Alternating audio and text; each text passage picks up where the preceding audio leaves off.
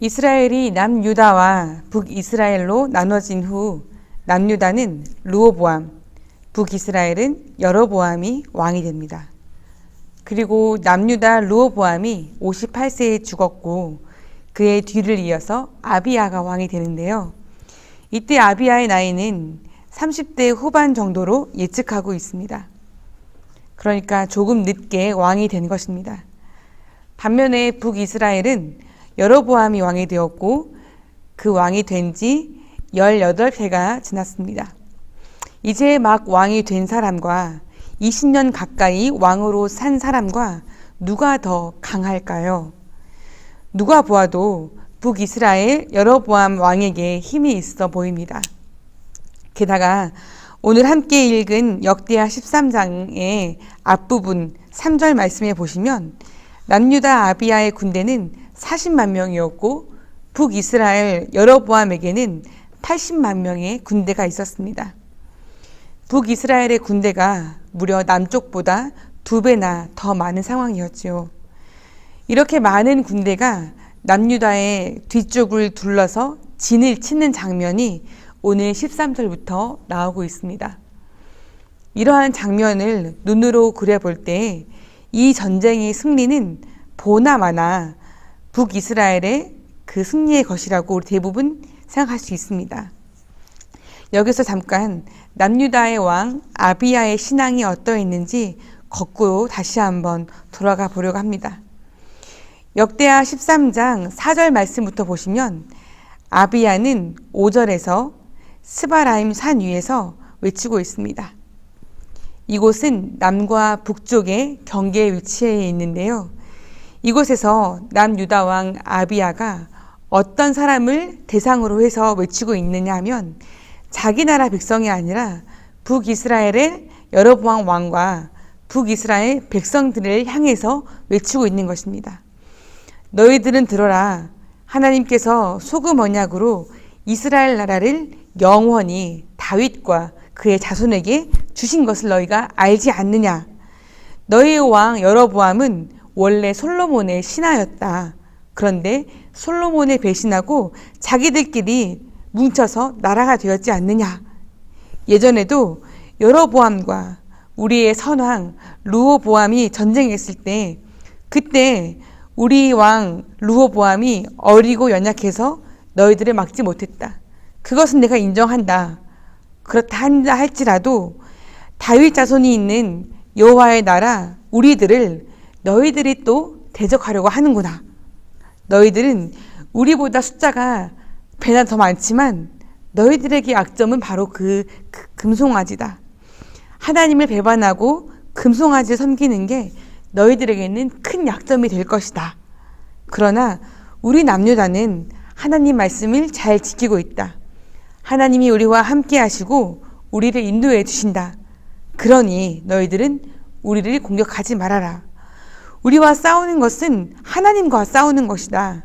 하나님과 싸우지 말라. 너희가 형통하지 못할 것이다. 이렇게 적들을 향해서 외치고 있는 것입니다. 아비야의 신앙을 엿볼 수 있는 그런 대목인 것 같습니다. 아비야가 방금 그 말 속에서 언급했던 소금 언약이라는 것의 의미는요, 고대 근동에서 행했던 간습과 관련이 있습니다. 그 당시에는 사람들과 약속을 할 때에도 적은 양의 소금이나 소금에 절인 음식을 함께 먹으면서 이 약속을 보증했었는데요.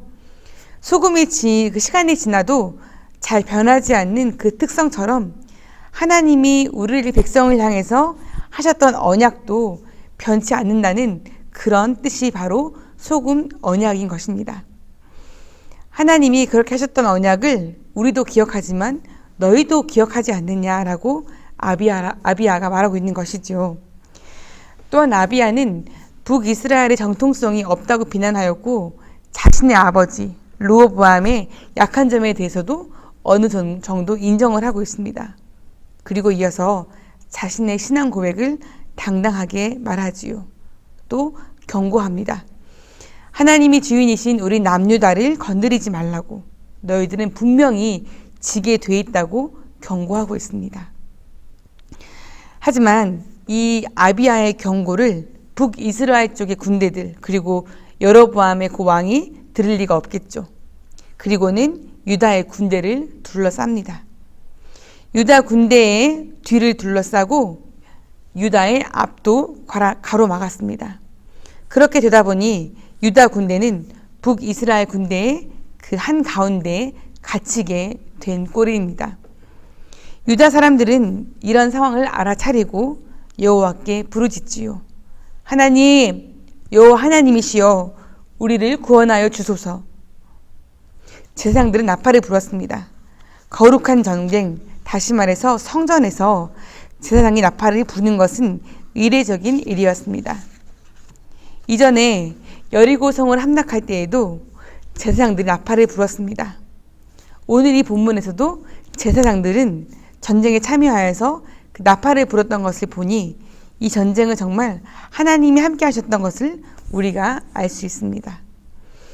유다 사람들이 소리를 지를 때 하나님께서 그 소리를 듣고 역사하시죠. 여로보암과 이스라엘을 치셨고 그들이 도망하였지만 남유다 군대가 북이스라엘 군대 50만 명을 무찌르게 됩니다. 그리고 북이스라엘은 그때서야 항복을 하고 유다 군대는 승리를 하게 됩니다. 이 승리에 대해서 역대하 저자는 18절 말미에 정확하게 언급하고 있습니다. 이는 그들이 그들의 조상들의 하나님 여호와를 의지하였습니다. 아멘. 유다 군대가 하나님을 의지하는 순간 자신들이 북이스라엘 군대와 싸우는 것이 아니라 하나님이 대신 싸워주셨지요.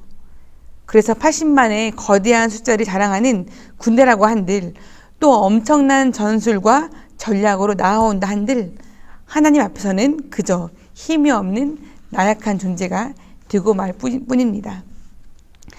아비야와 유다 군대가 하나님을 의지하여서 전쟁에서 승리한 것처럼 우리 또한 우리가 살아가는 현장에서 하나님만을 의지할 수 있기를 바랍니다. 눈앞에 보이는 것이 온통 우리를 힘들게 하고 낙심하게 하는 대적과 같은 존재라고 한다 할지라도 우리의 앞과 뒤에 우리를 위협하는 존재가 악한 존재가 있다 할지라도요. 그렇게 사방이 막혀 있을 때 우리가 할 수 있는 것 아무것도 없다고 여겨질 때 그때 우리는 하나님을 찾고 하나님을 부르고 하나님께 간구할 수 있음을 기억하시며 하나님을 의지하며 나아가시는 우리 모두가 되었으면 좋겠습니다. 우리의 위에 계신 하나님, 우리의 기도를 들으시고 이 땅에 내려와서 우리를 구원해 주시는 하나님, 이 하나님을 의지할 때 하나님은 우리를 대신하여 싸워 주실 것임을 기억하시면 좋겠습니다. 오늘 여러분 앞에 있는 커다란 장벽은 무엇입니까? 여러분들의 앞뒤에서 여러분들을 위축하게 하고 낙심하게 하는 것. 정말 누가 보아도 내 자신은 그 상대방보다 연약하고 100번을 싸우면 100번 피할 것 같은 그런 두려움이 온다 할지라도 그때 주님만을 의지하시고 주님만을 찾을 수 있는 우리가 되었으면 좋겠습니다. 우리 여호와 하나님의 이름을 부르시면 좋겠습니다. 예레미야 17장 17절의 말씀 제가 읽어드릴게요. 그러나 무릇 여호와를 의지하며 여호와를 의뢰하는 그 사람은 복을 받을 것이라. 아멘. 오늘도 순간순간 믿음이 약해지려 할 때마다 오늘 아비야 왕이 그 적들 앞에서 하나님을 향한 신앙을 고백하고 또 전쟁 중에서도 여호와를 의지하여 승리하였던 유다 백성들의 모습을 기억하시면서 또 하나님의 도우시는 손길, 눈앞에 보이는 대적보다 더 크시고 전능하신 하나님을 의지하며 승리하는 우리 모두가 되시기를 예수님의 이름으로 축복합니다. 아멘. 함께 기도하시겠습니다. 하나님 아버지, 앞에도 적군이고 뒤에도 적이 있는 답답하고 막막한 상황 속에서 여호와의 이름을 부르고 하나님을 의지하였던 남유다 백성들과 같은 마음으로 오늘도 우리가 살아갑니다. 눈앞에 보이는 것은 우리를 위축하게 하고 무력하게 하는 수많은 적군들이지만 우리의 강하신 여호와, 전능하신 여호와를 향하여 부르짖을 때에 우리에게 역사하여 주시옵소서. 오늘도 주님만을 의지하는 우리가 되기를 간절히 원합니다.